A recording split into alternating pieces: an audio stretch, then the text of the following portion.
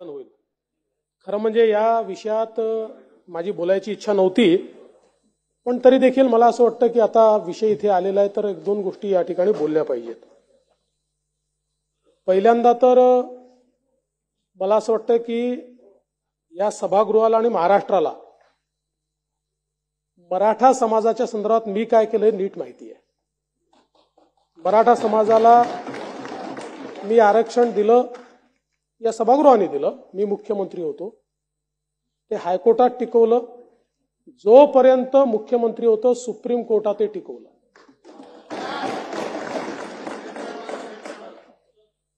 माननीय अध्यक्ष महोदय, त्या ठिकाणी सारखी संस्था सुरू करणं असेल,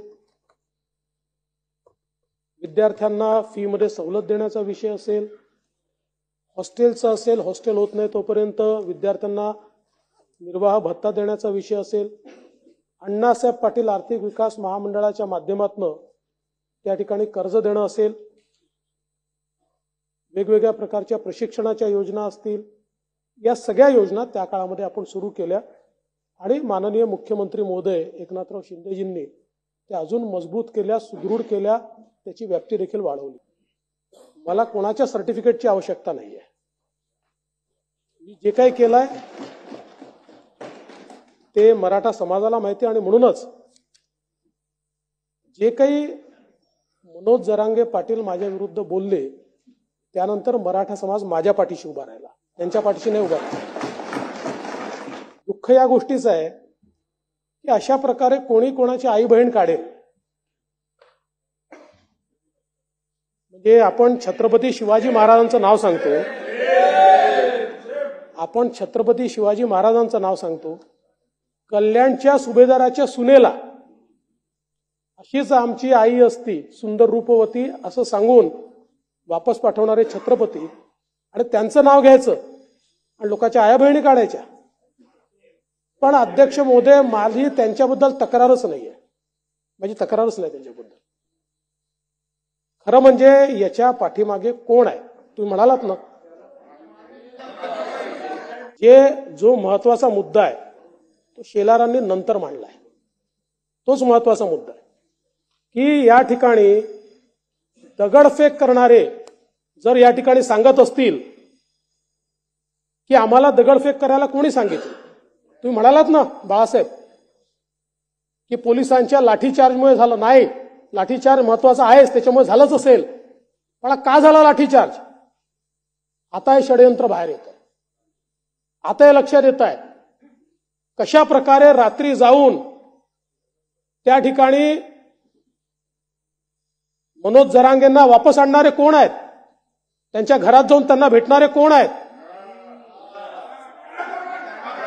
अध्यक्ष महोदय, कोणाकडे बैठक झाली ते सांगतायत, मी नाही सांगत आहे, आरोपी सांगतायत. आता आरोपी सांगतायत की यांनी बैठक घेऊन सांगितलं दगडफेक करा. पोलीस आपले नाही आहेत, आपले पोलीस नाही आहेत. आपल्या पोलिसांना मारायचं आणि आपण चूप राहायचं. आणि दुर्दैवाने माननीय बाळासाहेब थोरात साहेब, आपण बीडची घटना विसरला. हे शांततेने झालेलं नाहीये. हो, मराठा समाजाने जे मोर्चे काढले होते ते शांततेनेच झाले होते, यावेळी शांतता नव्हती. ही घरं जाणं, ती घरं जाणं, नाही होऊ दे ना. नाही, कशा करता? नीट ओळखतो, तुम्ही देखील राजकारणामध्ये नेहमीच अशीच भूमिका घेतलेली आहे की वाईटाला तुम्ही वाईटच म्हटलेलं आहे, तुम्ही कधीही टोकाची भूमिका घेत नाहीत. पण आज तुमच्या बोलण्यात ते सुटलं म्हणून मी या ठिकाणी सांगितलं, म्हणून मी हे सांगितलं.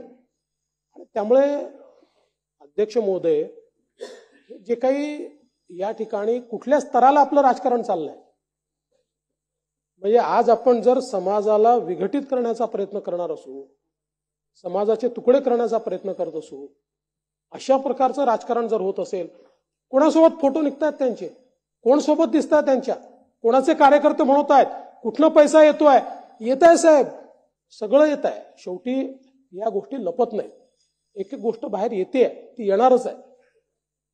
आणि म्हणून मी या निमित्ताने एवढंच सांगतो की अशा प्रकारे अध्यक्ष महोदय, कोणी जर कोणाची आयमाय काढणार असेल या सभागृहाकडनं अपेक्षा अशी आहे की विरोधी पक्षाची असो का सत्ता पक्षाची असो, आडेवेडे न घेता असं असतं तर तसं, जसं असतं तर तसं, असं घडलं असतं तसं, असं नाही.